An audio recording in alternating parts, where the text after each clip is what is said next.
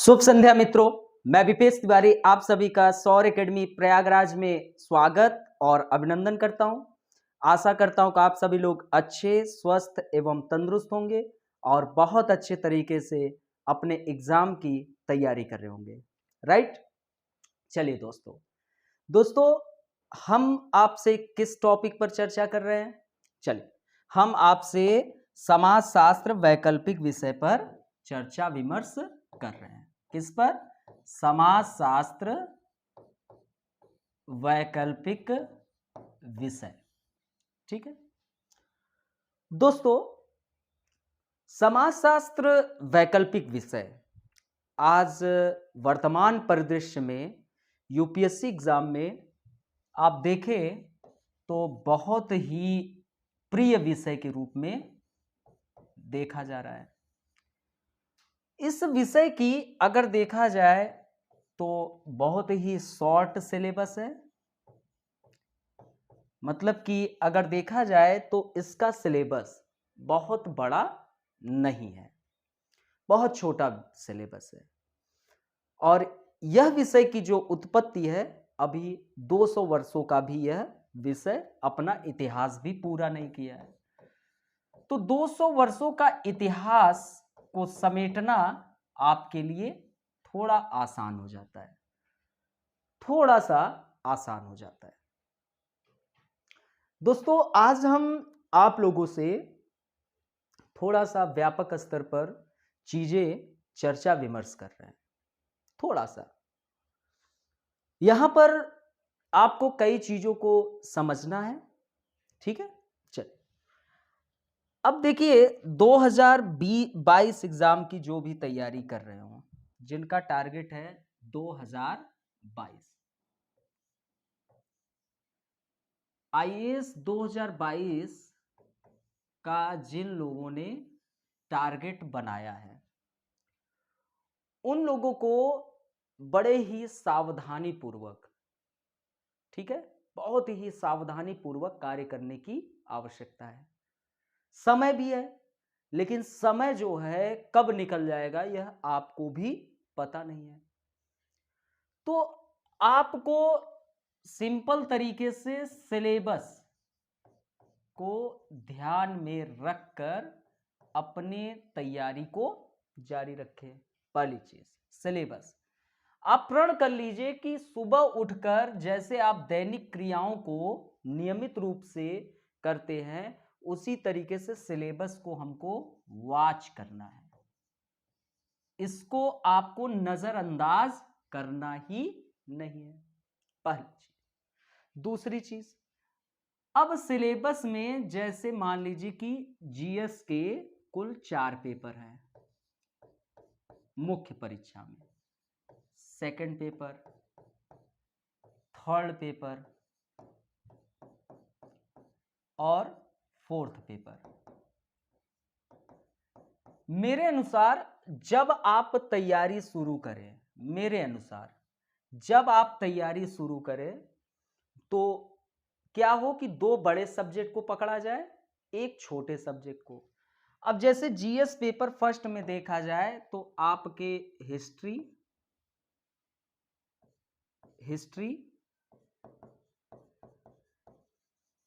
आपके geography, Indian society, ये आपके जीएस पेपर फर्स्ट में है।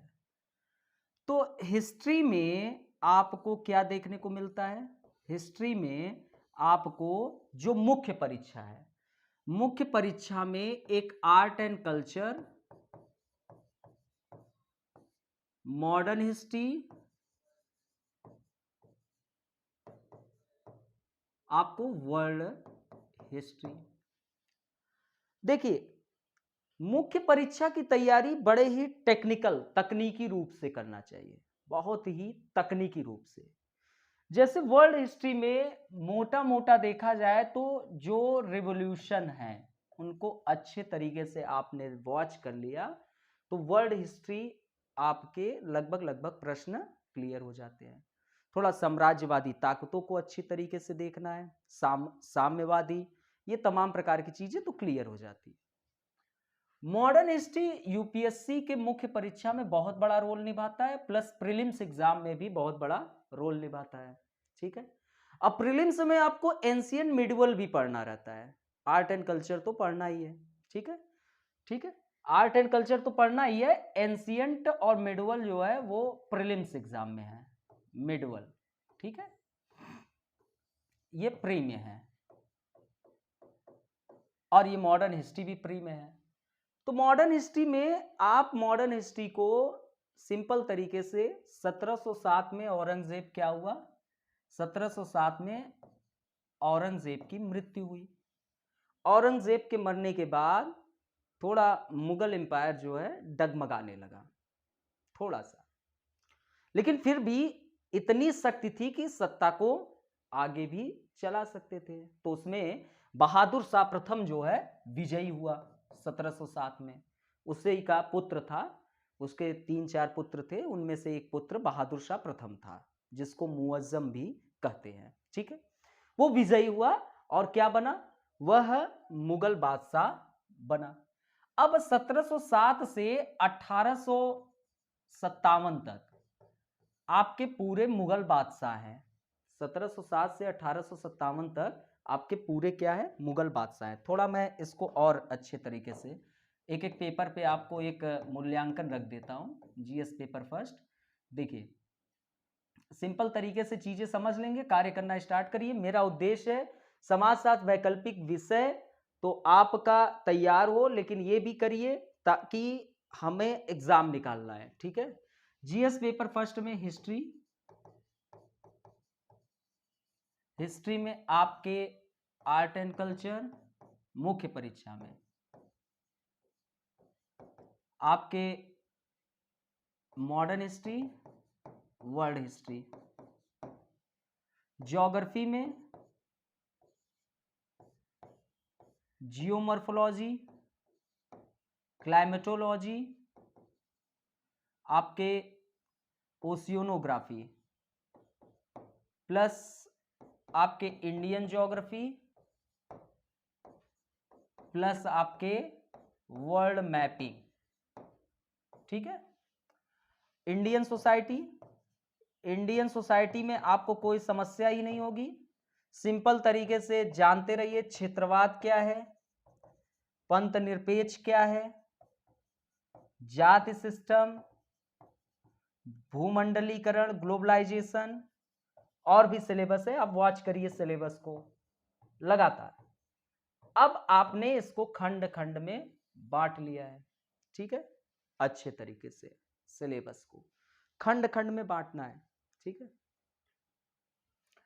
अब आप क्या काम करिए, इन सारी प्रक्रियाओं को स्टार्ट करिए। एक टाइम पे अगर आपने हिस्ट्री उठाया है तो लगभग लगभग आपके 20 दिन की प्रक्रिया चलनी चाहिए। 20 दिन आपके लगभग 1 महीने, और हिस्ट्री के साथ हमेशा पॉलिटी का कॉम्बिनेशन अच्छा रहता है। क्यों, मॉडर्न हिस्ट्री आपने पढ़ना स्टार्ट किया, अब जैसे देखिए मॉडर्न हिस्ट्री 1707 से 1857 का फेज आपको बना लेना है, क्योंकि ये मुगल बादशाह का दौर है। मुगल बादशाह लोग जो है वो बने, बहादुर शाह प्रथम जो है 1707 में बना, और अंतिम मुगल बादशाह बहादुर शाह द्वितीय अर्थात की जफर। आप लोग पढ़िए तो ये भी ध्यान रखिए कि जैसे मोहम्मद शाह को रंगीला कहा गया, अब उस वक्त कौन सा युद्ध हुआ, करनाल का युद्ध। बक्सर का युद्ध किस मुगल बादशाह के समय, आपके प्लासी का युद्ध किस मुगल बादशाह के समय, राजा राम मोहन राय को राजा की उपाधि किसने दी। मतलब कि इन सभी को समेटिए, एक एक मुगल बादशाह का बनाइए, उसमें पूरा लिस्ट बनाइए। किस मुगल बादशाह के समय स्वायत्त राज्यों का उदय होने शुरू हुआ, फर्रुख सियर कौन था, तो मतलब एक लिस्ट बनाइए। सैयद बंधु का बड़ा रोल था। तो ये सब इसमें बहुत नामित लोग हैं जो प्रश्न आपका प्रीलिम्स में आता है, मुख्य परीक्षा में आपके अलग से। अब इसी 1707 1857 में आपके जो स्वायत्त राज्यों का उदय हुआ, जैसे आपके मराठा हो गए, हैदराबाद हो गए, तो क्या अंग्रेजों से लड़ाई हुई, बंगाल हो गए। सर्वप्रथम भारत में स्वतंत्रता का बिगुल बजाने वाला इंसान कौन था, मुर्शिद कुली खां, जो बंगाल की स्थापना की। राइट, चल अब 1857 से 1885 का फेज बनाइए। 1857 से 1885, 1885 में अखिल स्तर पर एक कांग्रेस की स्थापना होती है, जो भारतीय लोगों की समस्याएं जो भी थी उन समस्याओं को इस संगठन के माध्यम से अंग्रेजों तक पहुंचाया जाता था, राइट। अब 1857 से 1885 में कई विद्रोह होते, एक खंड ये बांट लीजिए। फिर 1885 से जब कांग्रेस की स्थापना हुई 1915 का एक दौर बनाइए, क्योंकि 1915 में गांधी जी आ जाते हैं। अब इस 1885 से 1915 में आपको नरम दल गरम दल बड़े अच्छे तरीके से पढ़ रहे हैं, जो भी घटनाएं हैं। फिर 1915 में गांधी जी आ जाते हैं। गांधी जी के बाद 1947 तक गांधी में आंदोलन होता है। अब गांधी जी आए तो गांधी जी के भाई आते ही चंपारण सत्याग्रह, अहमदिया मिल स्ट्राइक, खेड़ा सत्याग्रह, आपके खिलाफत आंदोलन हो, सविनय अवज्ञा आंदोलन हो, रॉलेट एक्ट 1919 वाला हो, जलियांवाला बाग हत्याकांड हो, इसमें क्या क्या रोल था उन सभी चीजों को आप देखिए, समझिए अच्छे तरीके से। फिर इसी में एक फेज गरम दल का रहा है, चौरा चौरी कांड और ये भगत सिंह, चंद्रशेखर आजाद, इन सब का, सुभाष चंद्र बोस का, ठीक है। फिर 1942 में भारत छोड़ो आंदोलन करने के बाद आपके यहाँ संविधान सभा की गठन की मांग होने लगती है। फिर उसके बाद भारत आजाद होता है। फिर उसके बाद भारत में संविधान निर्माण होता है। अब यहां से आपका पॉलिटी स्टार्ट हो गया। अब पॉलिटी पे आप कार्य करना स्टार्ट करिए, ठीक है।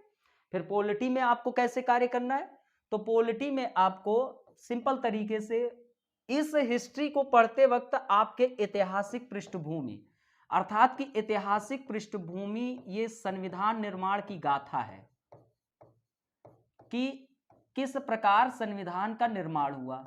ऐतिहासिक पृष्ठभूमि एक पूरी गाथा है, ठीक है। किस प्रकार संविधान का निर्माण हुआ, ये पूरी गाथा है, इसको समझिए, ठीक है। ये पूरा 1773 का रेगुलेटिंग एक्ट और 1773 से एक 1857 तक का फेज बनाइए। अब इसमें 1773 के रेगुलेटिंग एक्ट में जो भी इंपॉर्टेंट है, कलकत्ता की स्थापना हो या गवर्नर की प्रारब्ध हो, फिर उसके बाद द्वैध शासन जो पिट्स इंडिया एक्ट, सिविल सेवा कहां से प्रारंभ हुआ, ये सब चीजें आप अच्छे तरीके से बढ़िया से मैनेज करिए। अब 1857 तक ये आपका ये मुगल बादशाह के दौर से यहां तक की कहानी आपने ऐतिहासिक पृष्ठभूमि में तय की, ठीक है। ये यहां से यहां तक की कहानी में आपने ऐतिहासिक पृष्ठभूमि को तय की। अब ये एक प्रकार से आपको मॉडर्न हिस्ट्री का रिवीजन भी कर रहा है ऐतिहासिक पृष्ठभूमि। अब 1858 मतलब ये इतना जो मुगल बादशाह थे, ये आपके ऐतिहासिक पृष्ठभूमि की एक फेज की गाथा हो गई, ठीक है, एक फेज की गाथा। 1858 में ताज का शासन आ जाता है और 1947 तक की एक गाथा आप बनाइए, 1858 से 1947 तक। अब ये इसी मॉडर्न हिस्ट्री के साथ आपका रिवीजन हो गया। फिर सिंपल तरीके से प्रस्तावना जानिए, प्रियम्बल, लगातार प्रश्न आते हैं प्रस्तावना से। इसी पॉलिटी को यहां से आपको ऐड करना है, ये जानते रहिए।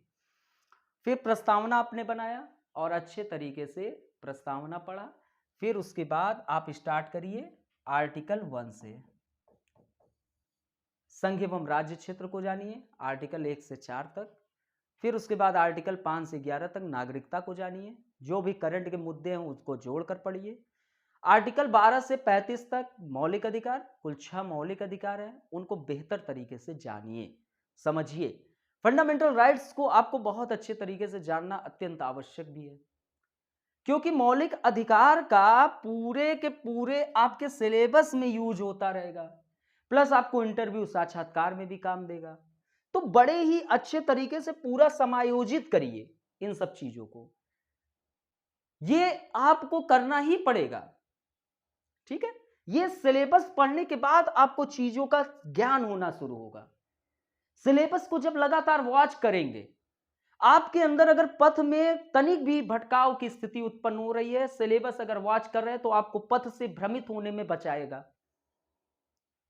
और आपके अंदर कॉन्फिडेंस का लेवल डेवलप कौन करेगा? जब आप डेली सिलेबस को वॉच कर रहे हैं, पढ़ रहे हैं और डेली ही आप उत्तर लेखन कर रहे हैं और बहुविकल्पी प्रश्नों का सॉल्व कर रहे हैं, तो आपके अंदर एक कॉन्फिडेंस का लेवल डेवलप होगा, जो कब आपको आईएएस अधिकारी बना देगा आपको भी पता नहीं है।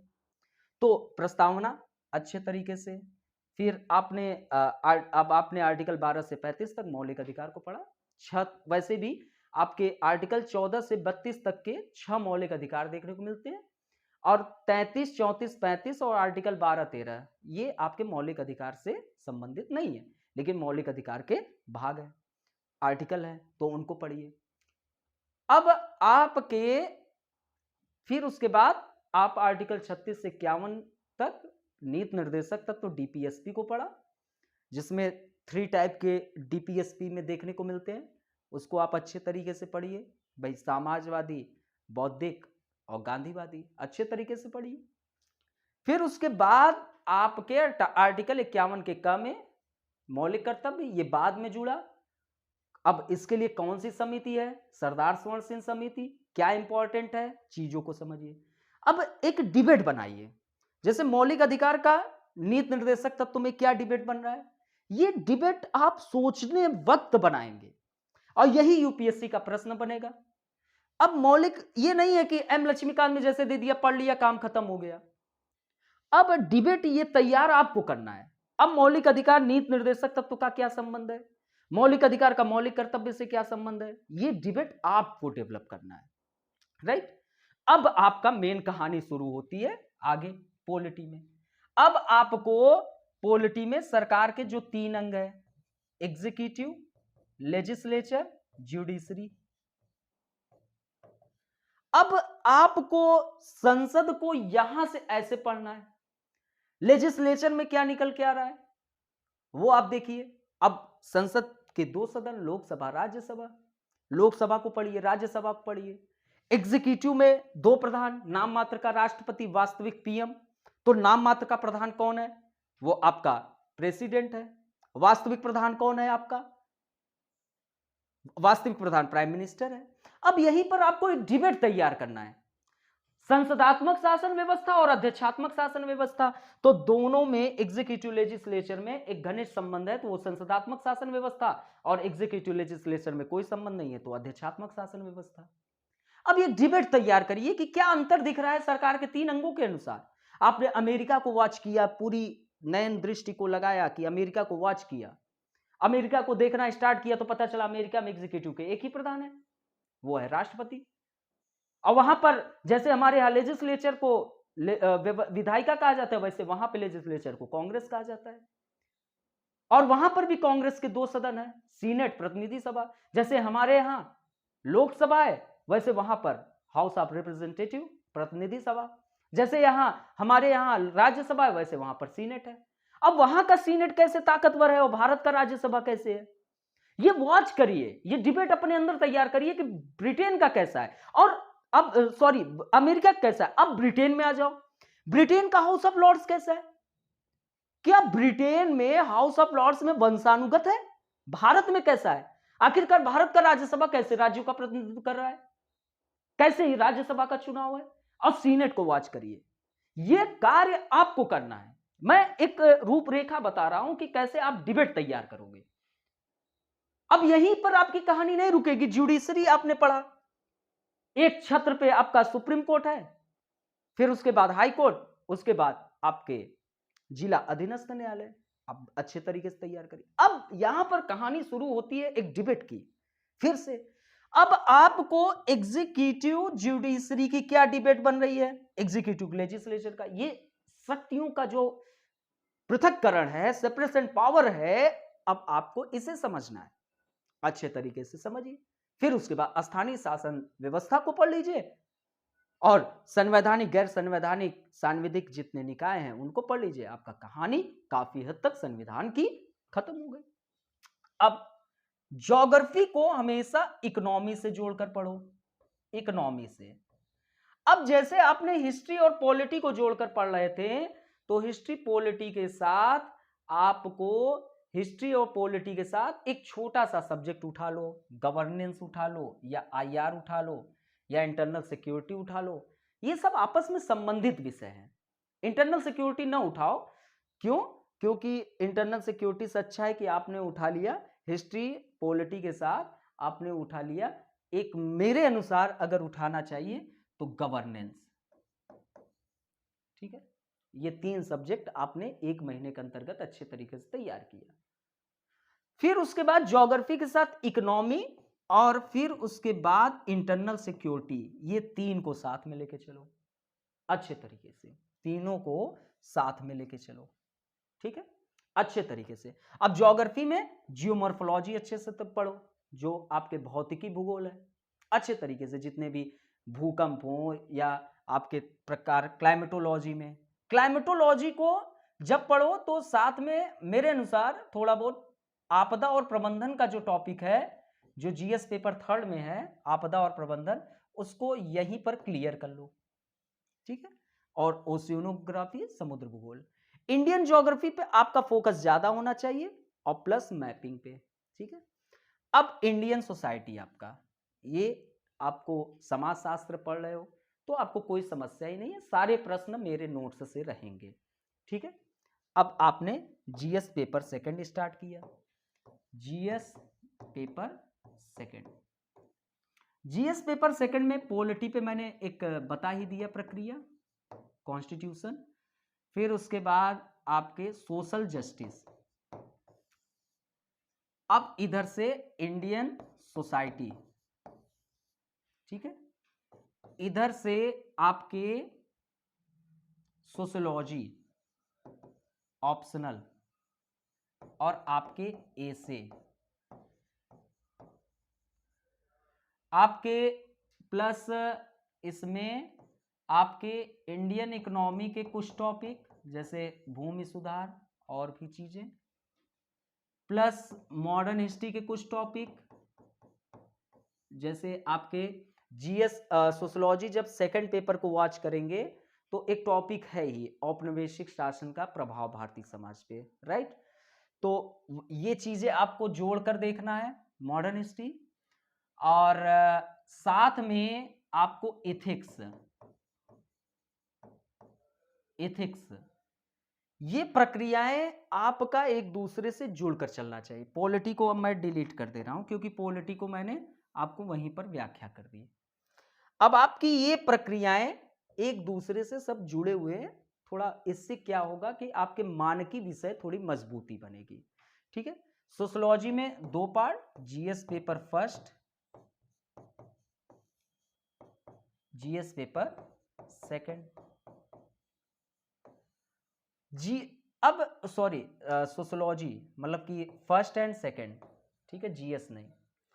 अब सोशियोलॉजी के 1st पेपर में जो थिंकर है उनका यूज डायरेक्ट एथिक्स में है, बहुत अच्छे तरीके से, काफी जगह यूज आएगा।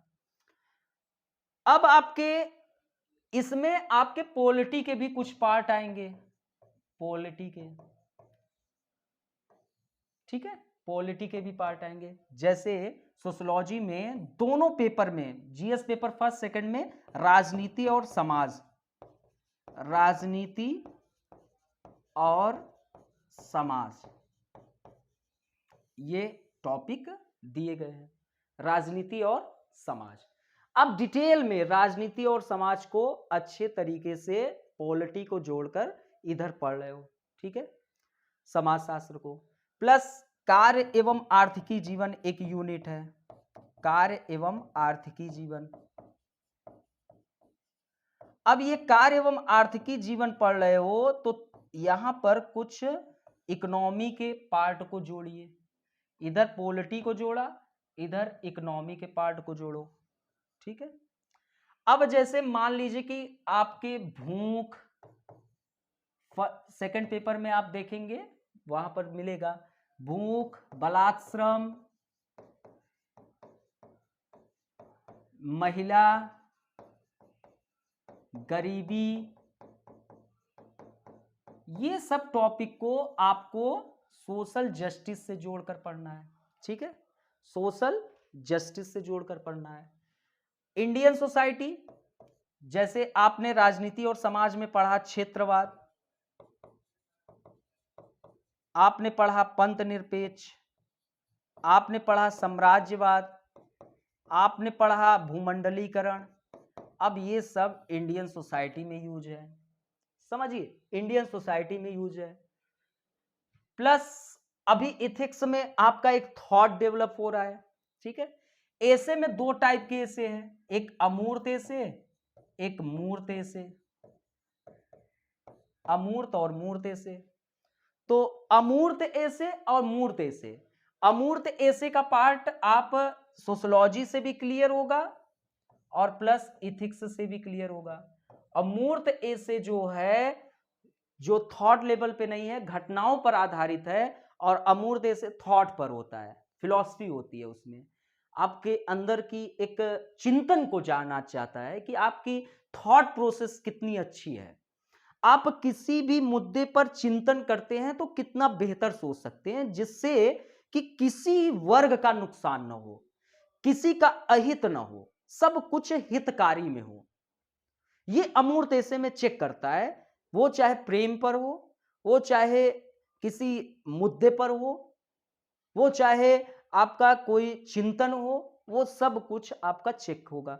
मूर्त ऐसे जो सामाजिक घटनाएं होती हैं, जैसे मीटू हो गया, चौथी औद्योगिकीकरण, चाहे क्लाइमेट चेंजिंग हो, है ना, जलवायु परिवर्तन हो, चाहे पुलिस रिफॉर्म हो, वो मूर्त ऐसे है, महिला पर कोई हो, ठीक है। तो ये सब मूर्त ऐसे, जैसे बलात्कार क्यों और कब तक। अब जैसे आपका कोविड-19 जो थी, वो एक प्राकृतिक थी कि मानव जनित थी। अब आपसे ऐसे पूछ सकता है। तो ये सब प्रक्रियाएं ऐसे में आपका ये समग्र विश्लेषण है ऐसे, ठीक है। लेकिन अमूर्त और मूर्त ऐसे को मैंने यहां बताया, तो ज्योग्राफी के भी कुछ पार्ट जोड़िए, पॉलिटी के भी कुछ पार्ट ऐसे में जुड़ेगा, लेकिन ये एक समग्र विश्लेषण जो होता है वो ऐसे है, ठीक है। आप इतना चीज सोशियोलॉजी से, इतनी चीज को पूरा कर रहे हैं सोशियोलॉजी से, समाजशास्त्र से, ये चीज मैं बताना चाहता था। आज शॉर्ट टर्म में ये चीजें आपको मैं एक रूपरेखा रखने की कोशिश की, ठीक है। अब प्लस जीएस पेपर थर्ड में मैंने आपको बताया, थर्ड में आपको मैंने बताया इंडियन इकोनॉमी, आपका internal security, science and tech, आपदा प्रबंधन, disaster management, environment and ecology. अब ये दोनों प्रीलिम्स मेंस दोनों में काम है, इंडियन इकोनॉमी में का भी दोनों काम है, प्री, ठीक है, और बाकी सब आपके दो ये मुख्य परीक्षा ओनली। तो अब आप लोग इसको बेहतर तरीके से, अच्छे तरीके से पढ़िए, ठीक है। और जीएस पेपर फोर्थ इथिक्स। अब आपका इससे प्रीलिम्स की भी तैयारी हो रही है और आपका मुख्य परीक्षा की भी एक बेहतर तैयारी हो रही है। एक बार मैं इस पर समग्र विश्लेषण पर क्लास ले लूंगा तो और आपको मजा देगा, लेकिन ये चीजें अब आप अच्छे तरीके से करिए। आपको 3 मूल मंत्र ध्यान रखना है, कुछ भी नहीं, सिर्फ 3, सिलेबस, वॉच, आपके दैनिक क्रिया में होनी चाहिए।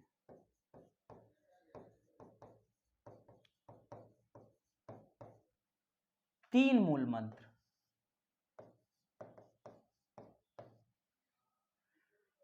सिलेबस के बाद आपने टॉपिक को पढ़ना स्टार्ट किया, टॉपिक को वॉच किया।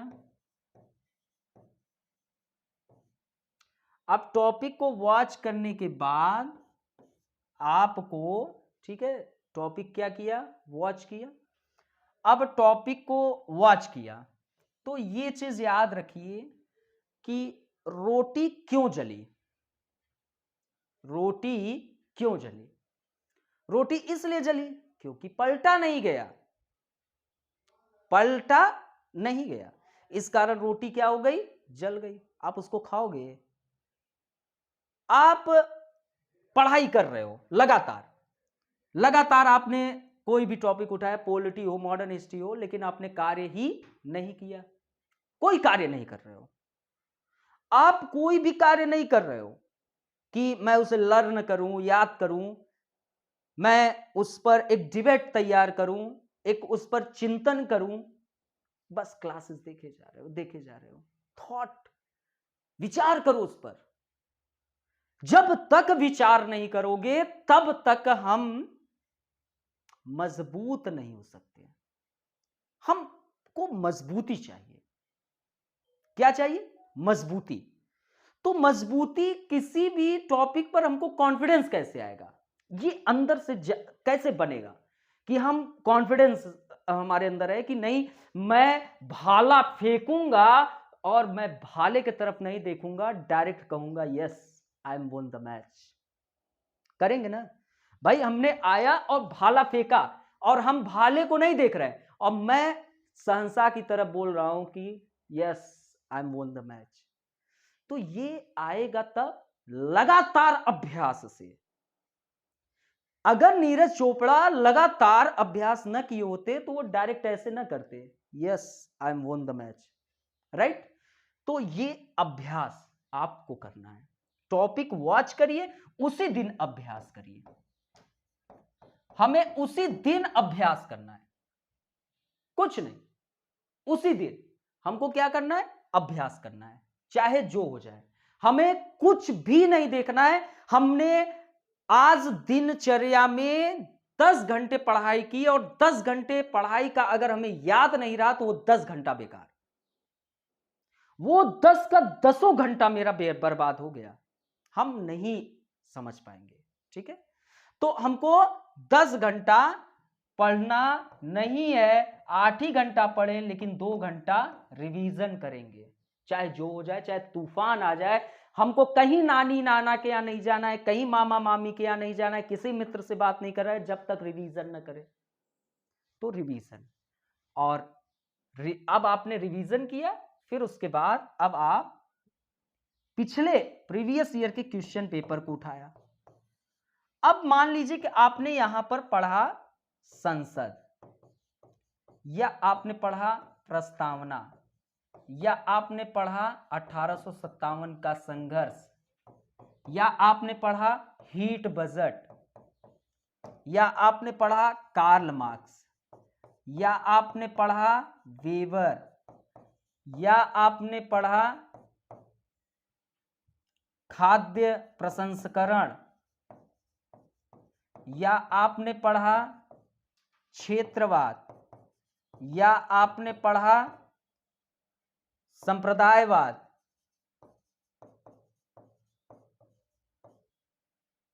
ETC। अब मान लीजिए कि आपने संसद पढ़ा, प्रीवियस ईयर का क्वेश्चन पेपर वॉच किया। वॉच करने के बाद आपको आपकी कमी पता चलेगी। क्यों? क्योंकि प्रीवियस ईयर के क्वेश्चन पेपर को अगर आपने सॉल्व नहीं कर पा रहे हो, तो जब हम उसे सॉल्व ही नहीं कर पा रहे तो हमारा क्या मतलब हुआ पढ़ाई का? अर्थात कि कहीं ना कहीं हम कमी कर रहे हैं। अब आप चाहो, अब आप सोचो कि हमने 1 महीने अच्छे तरीके से क्लासेस देखा, क्लासेस लगातार देखते चले जा रहे हो, कुछ भी नहीं, लगातार आप देख रहे हो, आपने वॉच नहीं किया। अब जब आप वॉच ही नहीं करेंगे तो उस टीचर का आखिरकार गुणवत्ता आपको कैसे पता चलेगा? ये मुझे बताओ। टीचर की गुणवत्ता ही नहीं पता चलेगी कि वो हमको क्या परोस रहा है। वो भले सिलेबस के अनुसार पढ़ाता हो, लेकिन अगर गुणवत्ता, आपके क्वेश्चन ही नहीं सॉल्व हो पा रहे हैं, आप उसको अच्छे तरीके से विश्लेषण नहीं कर पा रहे हैं, तो आपको बेवकूफ बना रहा है। आप उसको एक्सपोज करिए। आप पैसा दे रहे हो, किसी भी संस्था, कोई भी संस्था हो, चाहे वह बहुत बड़ा संस्था हो, चाहे वह बहुत छोटा संस्था हो, अगर आपको टीचर परोसने में असफल हो पा रहा है तो इसका मतलब कि कहीं ना कहीं उस टीचर में कमी है, और उसके परोसने के बाद, गुणवत्ता देने के बाद आप असफल रहे हो तो आपकी कमी है। तो ये मूल्यांकन का दौर है, खुद को मूल्यांकन करो। क्योंकि यूपीएससी एग्जाम की आप तैयारी शुरू किए हो, ये आपके किसी प्रतियोगी छात्र से लड़ाई नहीं है, ये आपके खुद से लड़ाई है।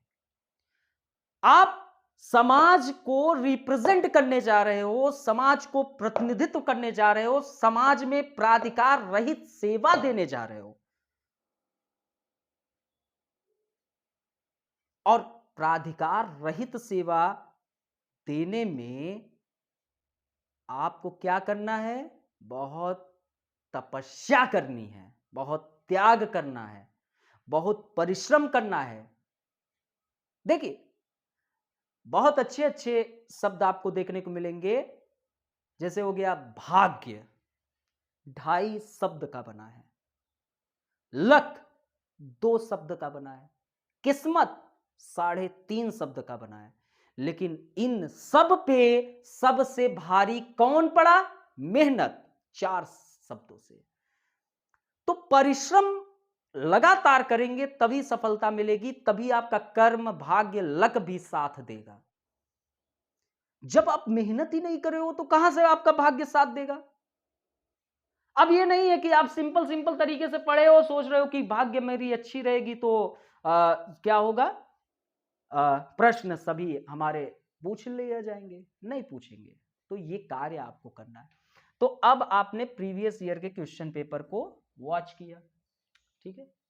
वॉच करने के बाद आपने संसद को अच्छे तरीके से देखा। अब कहीं से आपको विकल्पी प्रश्न मिल जाए, कहीं से आपको अच्छे तरीके से और भी चीजें मिल जाए, तो अब आप क्या काम करो? उसको अच्छे तरीके से सॉल्व करो। ये टेक्निक है, तकनीकी है। हमको तकनीकी रूप से कार्य करना है, एक मास्टर माइंड के एकदम अनुसार कार्य करना है, बहुत रणनीतिक रूप से। मेरा रणनीति कमजोर हो गई तो समझ लो कि आपका कहानी खत्म, आप असफल हो जाओगे। आपकी रणनीति जितनी मजबूत होगी उतना अच्छा योद्धा कहलाओगे। युद्ध में लड़ने के लिए अकेले ताकत की जरूरत नहीं पड़ती है कि ताकत ही हो तो मैं बलशाली हूं। विवेक का भी प्रयोग करिए। कभी भी कर्ण की तरह लड़ाई मत लड़ना, क्योंकि कर्ण जो था वो सिर्फ और सिर्फ उसका टारगेट क्या था? मुझे अर्जुन से प्रतिस्पर्धा करनी है। लेकिन अर्जुन ये नहीं सोचता था, इसी कारण तो वह सर्वश्रेष्ठ धनुर्धर कहलाया। आपकी प्रतिस्पर्धा किसी अन्य से नहीं है, आपकी प्रतिस्पर्धा स्वयं से है। यह विचार करके आप सिलेबस डेली अगर करना शुरू करते हो, टॉपिक जो पढ़ रहे हो उस पर आप रिवीजन बार बार कर रहे हो, रिवीजन, और फिर उसके बाद प्रीवियस ईयर के क्वेश्चन पेपर को लगातार जो पूछा जाए उसका चैप्टर अनुसार चीजें पढ़ रहे हो, जो भी चीजें पूछा रहा है चैप्टर वाइज कर रहे हो, ये भी, तो मैं दावे के साथ कह रहा हूं कि आपका सिलेक्शन संभव है, संभव है, कोई रोक नहीं सकता, ये मेरा वादा है, ठीक है, कोई नहीं। तो अब आपके जीएस 4 पेपर का हो चुका एक मूल्यांकन, थोड़ा छोटा छोटा जीएस पेपर 4 का, ठीक है, जीएस के पेपर का हो चुका। अब इसी जीएस के पेपर से प्रीलिम्स एग्जाम, ठीक है, प्रीलिम्स एग्जाम में आपके क्या क्या है? पॉलिटी, हिस्ट्री,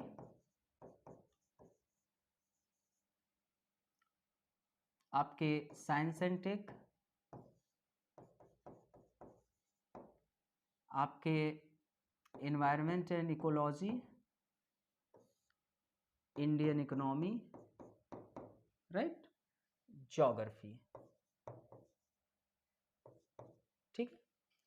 अब ये आपकी प्रक्रियाएं हमेशा चलती रहनी चाहिए, प्रक्रियाएं हमेशा चलती रहनी चाहिए। ये पढ़ रहे हो तो ये नहीं है कि आप प्रीलिम्स के स्तर पे कुछ अलग चीजें होती है, जैसे कई लोग फोन करते हैं, पूछते हैं सर प्रीलिम्स में अलग होता है, मेंस में अलग, पहले मैं प्रीलिम्स की तैयारी करूंगी। बेवकूफ हो, छोड़ दो तैयारी। तो ये प्रक्रिया है, ठीक है। यहां पर मेडिवल हिस्ट्री का बहुत ज्यादा रोल नहीं रहता है, निगलेक्ट भी कर सकते हो, चलेगा, ठीक है। और साइंस एंड टेक में आपका टेक्नोलॉजी का दौर है, जैसे बायोटेक्नोलॉजी, स्पेस टेक्नोलॉजी, है ना, ये सब चीजों का दौर है। तो यहां पर भी बायोलॉजी अगर अच्छे से पढ़े हो, फिजिक्स केमिस्ट्री को नजरअंदाज कर दोगे, फिजिक्स केमिस्ट्री को नज़रअंदाज कर दोगे तो चलेगा, केमिस्ट्री को, ठीक है। और इंडियन इकोनॉमी पढ़ना है, न कि अर्थशास्त्र पढ़ना है, ये ध्यान रखना, ठीक। तो ये प्रक्रिया है आपकी है। सी सेट, सी सेट को जो नजरअंदाज करेगा उससे बड़ा बेवकूफ कोई है नहीं। मैथ, रीजनिंग और कॉम्प्रिहेंशन, ठीक है। ये आपको तैयार अच्छे तरीके से डेली बना लीजिए कि जो हिंदी माध्यम के छात्र हैं और जो साइंस कभी नहीं पढ़े हैं, साइंस स्ट्रीम के नहीं हैं, अगर उनका मैथ कमजोर है तो अच्छे तरीके से, सिंपल तरीके से फार्मूलाएं जो है वो तैयार करो। पहले सिंपल तरीके से जानो कि नेचुरल नंबर क्या होते हैं, पूर्ण संख्या, अपूर्ण संख्या, ये सभी चीज़ों को पहले जानो। फिर उसके बाद कुछ गुणनखंड के फार्मूले को सॉल्व करो, जैसे a प्लस बी का whole square is equal to A square plus B square plus 2ab, a minus B का whole square is equal to A square plus B square minus 2ab, a plus B का whole cube is equal to A cube plus B cube plus 3ab a plus B, a minus B का whole cube is equal to A cube minus B cube minus 3ab a minus B, right. ये सब फार्मूले, A square minus B square is equal to A plus B A minus B, right. अब जैसे आपके A cube minus B cube के एक फार्मूले और हैं, राइट, और A cube plus B cube के, तो A cube plus B cube के एक फार्मूला ये है कि ए प्लस बी का whole cube minus 3ab A plus B, A cube minus B cube का एक फार्मूला है ए माइनस बी का whole cube, A cube minus B cube का ए माइनस बी का whole cube plus 3ab A minus B, right. ये सब formula है, आप याद करो। घातांक के, ए घाते यम इंटू ए घाते N is equal to A घाते यम प्लस एन, ए घाते यम भागे ए घाते N is equal to A घाते यम माइनस एन, है ना। तो ये सब फार्मूले, ए घाते शून्य इज इक्वल टू 1, राइट। ये सब फार्मूले अच्छे तरीके से, जैसे एक फार्मूला होता है ए घाते यम पे घात एन लग जाए तो ए घाते यम इंटू एन, लगातार यूज है मैथ में, सब रटो, कोशिश करो। बेलन का आयतन क्या होता है, बेलन का वक्र पृष्ठ क्या होता है, बेलन का संपूर्ण पृष्ठ क्या होता है, राइट।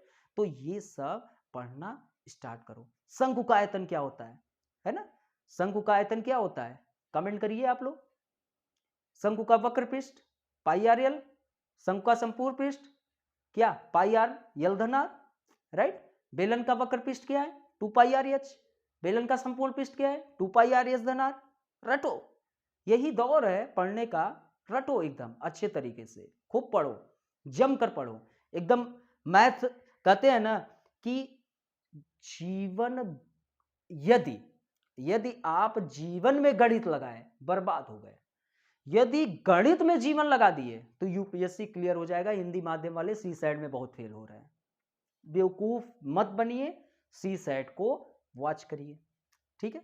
2022 वाले अपनी तैयारी को इसी क्रम में शुरू करिए। यदि इसी क्रम में शुरू किए, मैं तो क्लास लेने आया था दुर्खिम पर, समाजशास्त्र पर, बट अब तो बड़ा क्लास हो गया तो दुर्खिम पे ले भी नहीं सकता।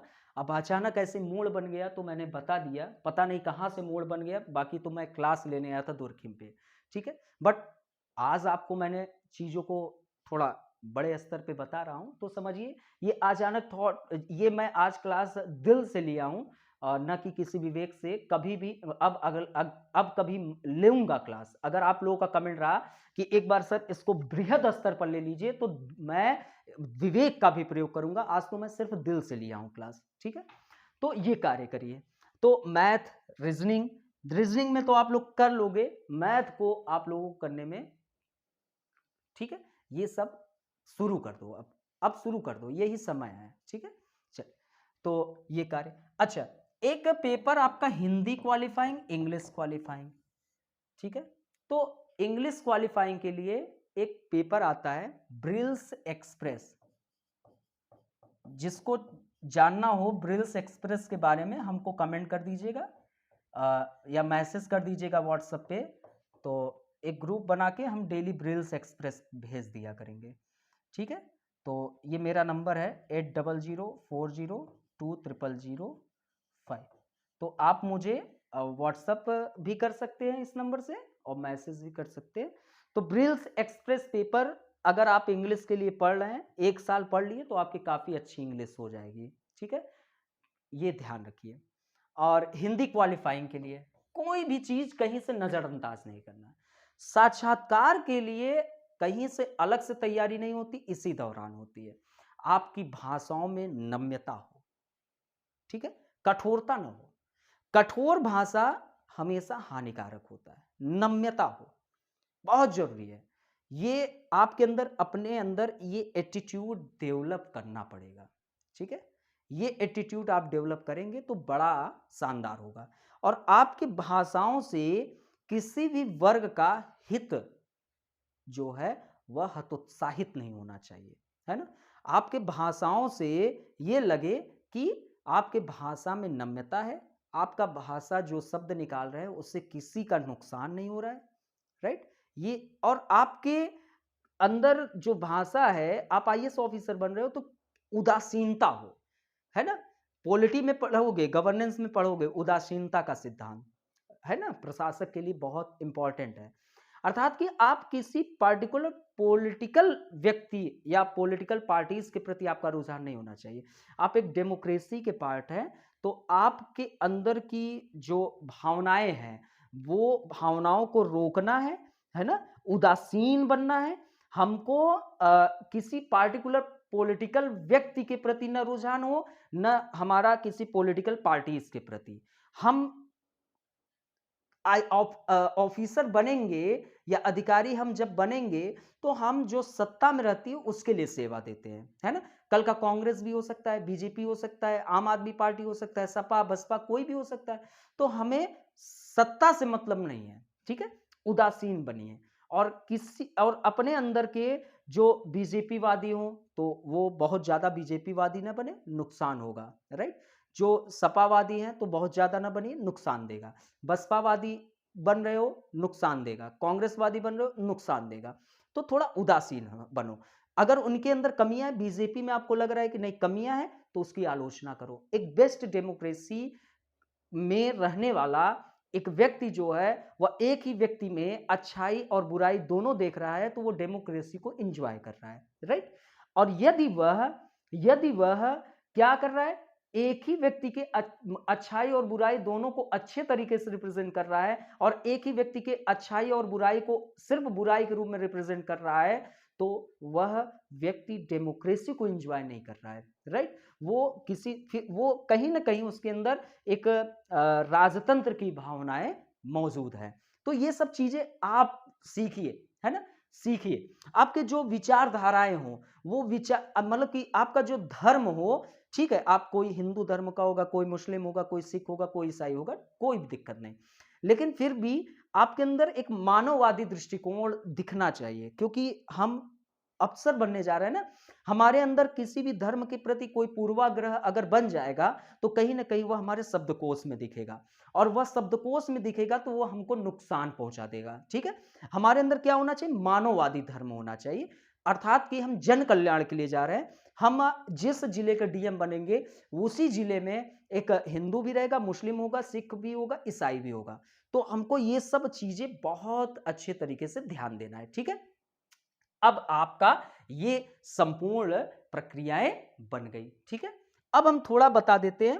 अब समाजशास्त्र में अब आपका लगभग सिलेबस एक वॉच हो ही गया है कि आप लोग कैसे सिलेबस को वॉच करेंगे, समझ गए होंगे बड़े अच्छे तरीके से कैसे आपको कार्य करना है। बस ध्यान रखना कि आ, वो तो मैंने अभी क्या बताया कि 3 सब्जेक्ट को लेकर चलिए, 2 बड़े, 1 छोटा, ठीक है? इसको अब एक मैं बता रहा हूं, ठीक है? एक बता रहा हूं और फिर आगे आप करना स्टार्ट करिएगा कैसे आपको करना है। 2 बड़े में जैसे आपने पॉलिटी हिस्ट्री उठाया, और छोटे में आपने गवर्नेंस उठाया या आईआर, ठीक है? अब इसका पहला काम आपको क्या देखना है? सिलेबस, कि यूपीएससी ने सिलेबस में क्या दिया है। और ये जब तक पॉलिटी हिस्ट्री पढ़ोगे दैनिक क्रिया में होनी चाहिए, डेली, राइट। आपने पॉलिटी के मान लीजिए कि हिस्ट्री में आपने पढ़ा 1707 से 1857 तक की कहानी। अब ये आपने हिस्ट्री में स्टार्ट किया, अब आपको क्या काम करना है, उससे संबंधित प्रीवियस ईयर के क्वेश्चन पेपर को वॉच करिए। पहली चीज तो जितना पढ़ा दैनिक क्रिया में डेली रिवीजन होनी चाहिए, रिवीजन डेली। फिर उसके बाद प्रीवियस ईयर के क्वेश्चन पेपर को आपको क्या काम करना है, फिर उसके बाद प्रीवियस ईयर के क्वेश्चन पेपर को देखना है, लुक, ठीक है, प्रीवियस ईयर क्वेश्चन पेपर। अब उससे मूल्यांकन करिए और आपका इसी के साथ प्री मेंस दोनों का काम होना चाहिए। कुछ प्रश्न बहुविकल्पी देखिए और मेंस का प्रश्न भी देखिए और आंसर राइटिंग करिए, ठीक है। अब आप 1707 से 1857 को पढ़ा, ये चीज किया, अब आपकी ये जो कहानी है क्या आप भूलोगे, मुझे बताओ, मुझे बताओ बस, आप भूलोगे नहीं। ऐसे पॉलिटी में, ऐसे ही गवर्नेंस में आप करके देखिए। कोई भी अगर नजरअंदाज कर दिया और आपके अंदर एक कॉन्फिडेंस का लेवल अगर न डेवलप हुआ ना, आप मुझसे कहना, मैं दावे के साथ कह रहा हूं कि ये जो आइडिया दे रहा हूं फेल नहीं होगा, ये दावे के साथ मैं बोल रहा हूं, ठीक है। तो ये चीजें आप स्टार्ट करिए, ठीक है। 2 बड़े 1 छोटे, अब वो चुनाव आपको करना है, ठीक है। और ये प्रक्रियाएं लगभग 20 दिन या 1 महीने आपका चलना चाहिए, 20 डेज या 1 मंथ, ठीक है, 1 मंथ 20 डेज। मैं तो 20 डेज को मानता हूं क्योंकि मैं 20 दिन, बाकी आपके अंदर कैपेसिटी हर एक लोगों की अपनी अलग अलग होती है, तो 1 मंथ भी ले सकते हैं। 3 आपके ऑप्शनल सोशियोलॉजी तो मैं बेस्ट ऑप्शनल मानता हूं क्योंकि मैं तो पॉलिटिकल साइंस भी पढ़ा हूं, पब्लिक एडमिनिस्ट्रेशन भी ऑप्शनल स्तर पढ़ा हूं, बट मैं सोशियोलॉजी मानता हूं। ऑप्शनल पर आपको डेली कार्य करना है, डेली। और यदि आप 2022 की तैयारी कर रहे हैं, यदि आपका ऑप्शनल अभी 4-5 महीने के अंदर नहीं तैयार होता है तो आपके लिए समस्या बन जाएगी, ठीक है। तो ये चीज आपको कार्य करना है, ठीक है, ये ठीक है, ये आपके दैनिक क्रिया में होनी चाहिए। अब ये इसके साथ जोड़कर आप आगे कुछ भी पढ़ते रहिए, कोई दिक्कत नहीं होगी, ठीक है। बाकी सीसेट के लिए आप डेली कुछ ना कुछ टाइम निकालिए, सीसेट को नजरअंदाज नहीं करना है, इंग्लिश को नजरअंदाज नहीं करना है, ठीक है। ये सब चीजें आपको करना है। करंट अफेयर के लिए आपको सिंपल तरीके से, करंट अफेयर के लिए सिंपल काम आपको क्या करना है, सिंपल काम, कोई लफड़ा ही मत करो। जब आपको दृष्टि मैगजीन सब कुछ दे रही है या विजन, तो क्या जरूरत है हमको जगह जगह भटकने की। कोई एक मैगजीन आपके टेबल पर होना चाहिए, टेबल पर होना चाहिए कोई एक मैगजीन, मंथली, मंथ वाइज। आप कुछ नहीं, डेली सिर्फ और सिर्फ राज्यसभा टीवी का 8 से 8:30 का न्यूज वॉच करिए, 8 से 8:30 का, क्योंकि ये 8:30 का न्यूज जो है पूरे दिन भर के न्यूज को कवर कर लेता है। फालतू की चीजें नोट नहीं करना है, जो काम का है यू आपके सिलेबस के अकॉर्डिंग बस उनको नोट करना है, काम खत्म। आपको पता चल गया कि देश में क्या डेली घटनाएं घट रही हैं, ये आपको आभास हो गया। विशेष को आप देखिए, विशेष जो आता है उसको सुनिए और देश देशांतर के डिबेट को वॉच करिए, ठीक है। बाकी विशेष और देश देशांतर से निकलने वाले पॉइंट को बहुत ज्यादा नोट करने की कोशिश न करिए। आप दृष्टि में, दृष्टि गूगल करना, दृष्टि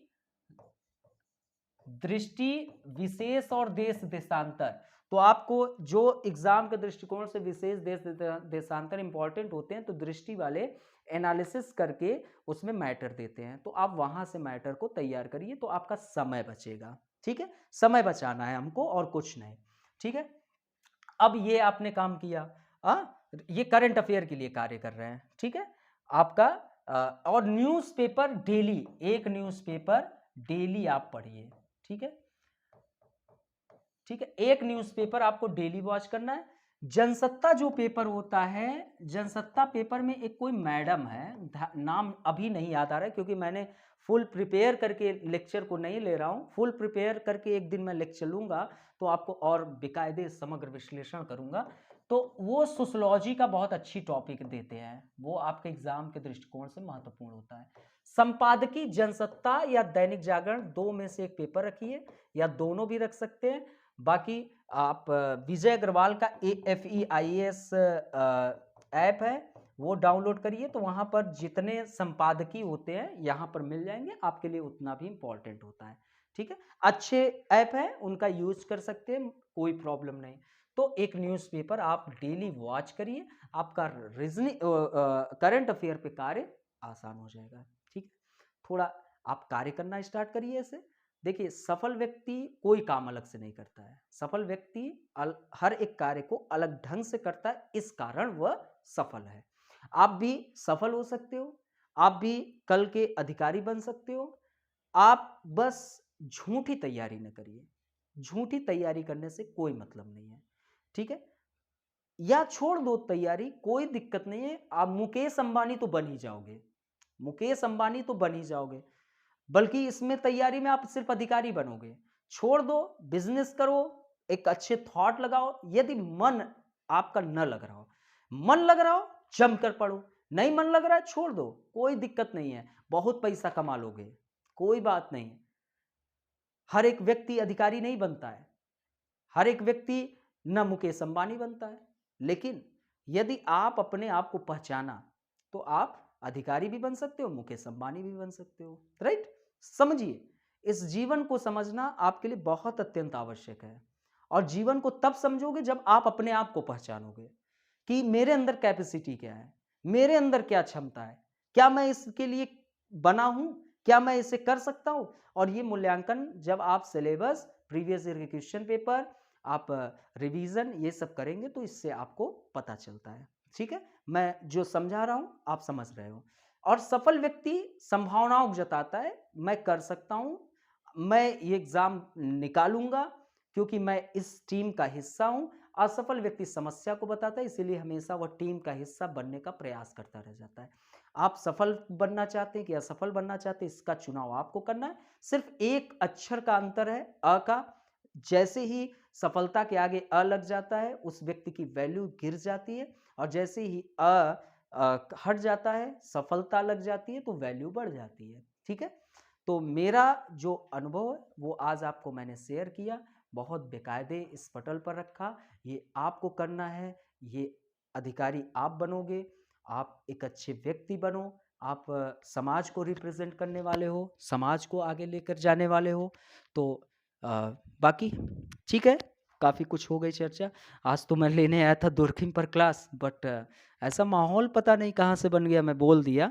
बाकी आप लोग कमेंट करोगे तो मैं इस पर बड़े क्लास ले लूँगा। ठीक है, okay, bye bye, take care, मिलते हैं।